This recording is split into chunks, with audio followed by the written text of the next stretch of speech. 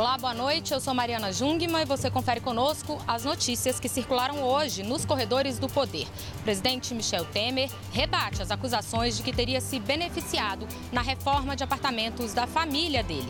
E o ministro da Segurança Pública, Raul Jungmann, confirma o fechamento de parte das UPPs no Rio de Janeiro. Tudo isso você confere conosco a partir de agora pela TV Brasil, pela Rádio Nacional e emissoras públicas de todo o país. O presidente Michel Temer rebateu hoje as acusações de que ele teria se beneficiado ali por meio de imóveis da família dele. Uma reportagem do jornal Folha de São Paulo de hoje aponta que as reformas do apartamento da filha do presidente e da sogra dele teriam sido pagas por propina das empresas JBS e Engevix. Além disso, a reportagem também aponta ali que um depoimento do ex-assessor do presidente, José Yunes, indicaria a possibilidade de lavagem de dinheiro na compra dos apartamentos da primeira-dama, Marcela Temer, e do filho do casal. O presidente, então, hoje rebateu essas críticas, essas acusações, disse que elas são de cunho moral e que ele está sofrendo uma perseguição criminosa. Acompanhe. Só um irresponsável, mal intencionado, ousaria tentar me incriminar, a minha família, minha filha, meu filho de 9 anos de idade, como lavadores de dinheiro. É uma perseguição criminosa, disfarçada de investigação.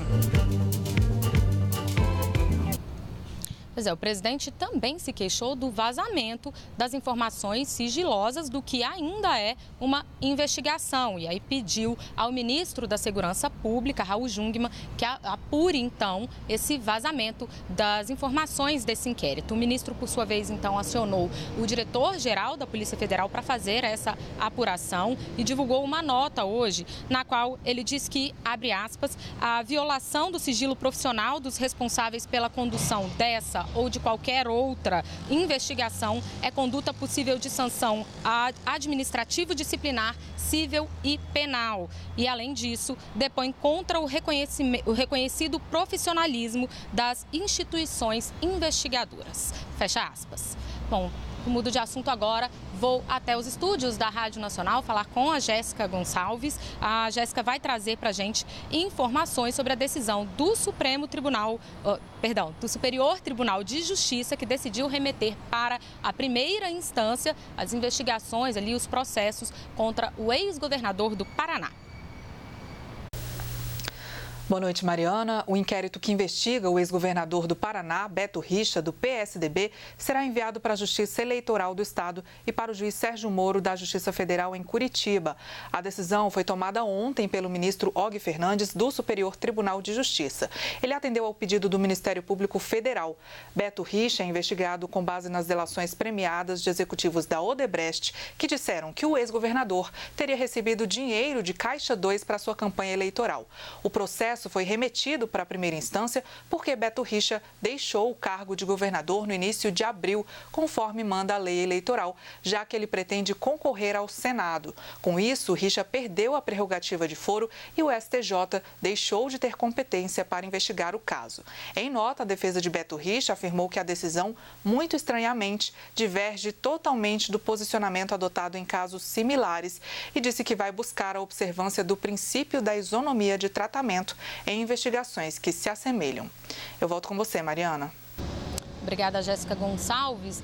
E olha, um desses casos assemelhados aí apontados pela nota do ex-governador do Paraná, Beto Richa, seria o do ex-governador de São Paulo, Geraldo Alckmin, que também, quando deixou ali o governo de São Paulo, teve os seus inquéritos sobre suspeitas de Caixa 2, ali em delações da Odebrecht, e esses inquéritos foram remetidos para a Justiça Eleitoral exclusivamente, não para a Justiça Comum. Aliás, por falar nesses inquéritos, nessas questões envolvendo o ex-governador de São Paulo, que estão na Justiça Eleitoral, eu vou agora falar com a Vanessa Casalino, porque hoje teve, né, Vanessa, um novo pedido, inclusive, para que isso siga para a primeira instância, desça ainda mais um degrau na Justiça Eleitoral, né? Boa noite, Vanessa.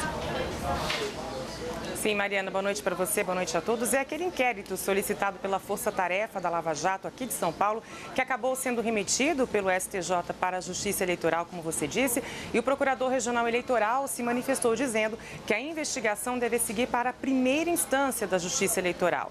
Luiz Carlos dos Santos Gonçalves entendeu que, apesar de haver um secretário de Estado envolvido nas denúncias, este fato não atrai a competência da segunda instância da Justiça Eleitoral. Isso de acordo com precedentes do Tribunal Superior Eleitoral, segundo o procurador. O ex-governador Geraldo Alckmin perdeu o foro por prerrogativa de função, chamado foro privilegiado, quando deixou o cargo para se candidatar nas eleições de outubro.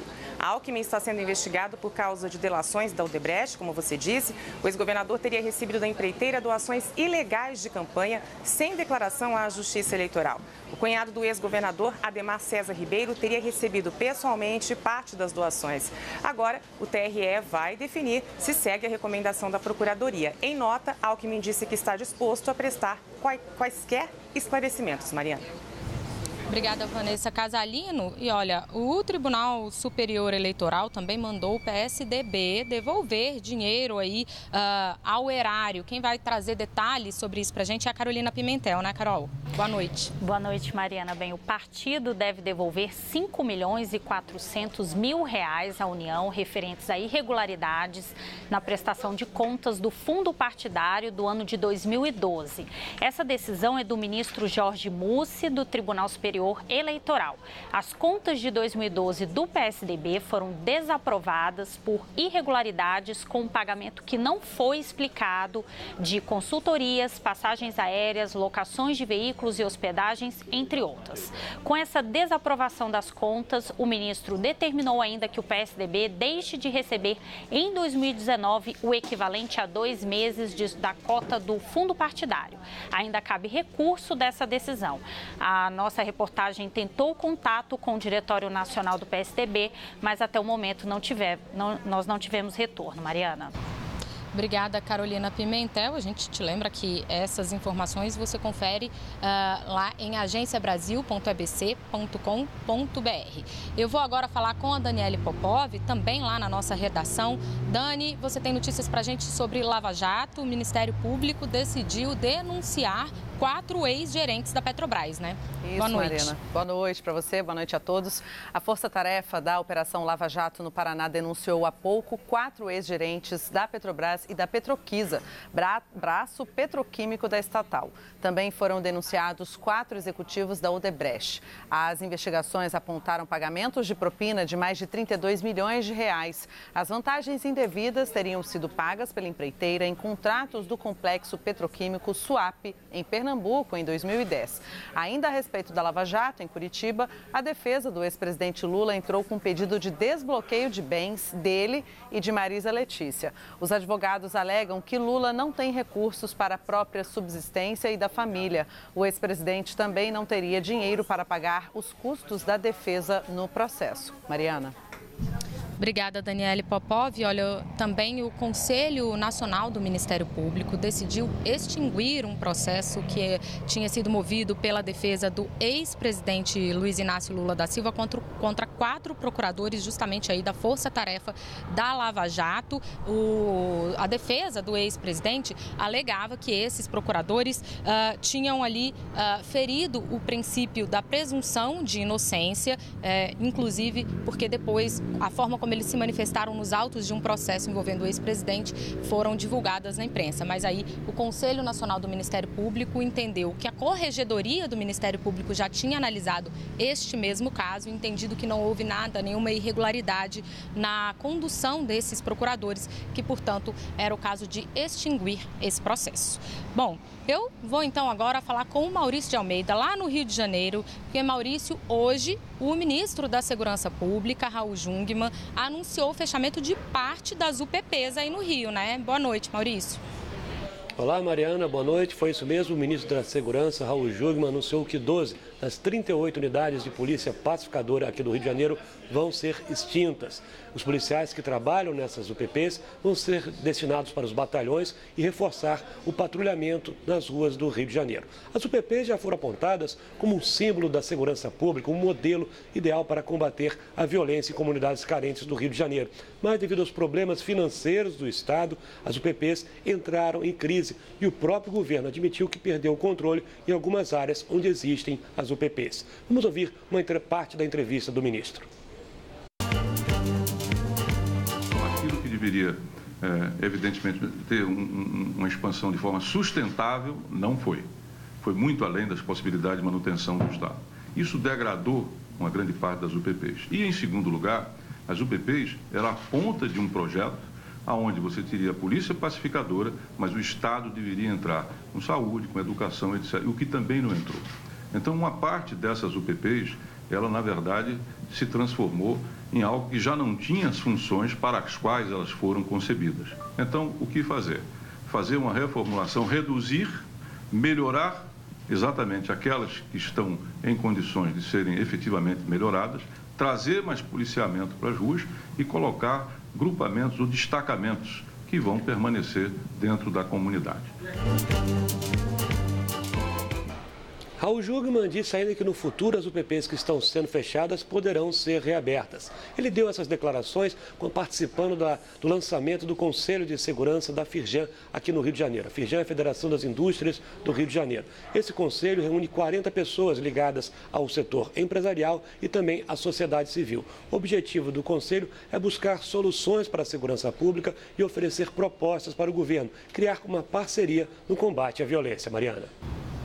Maurício, agora hoje teve também aí no Rio uma novidade em relação ao caso daquelas pessoas que foram presas naquela festa de milicianos aí, né? Mais de uma centena de pessoas presas. Parece que houve um pedido aí para que os casos sejam tratados de maneira individual. Eu queria que você falasse sobre isso pra gente e aproveitasse para relembrar também outras informações sobre esse caso que aconteceram ao longo dessa última semana.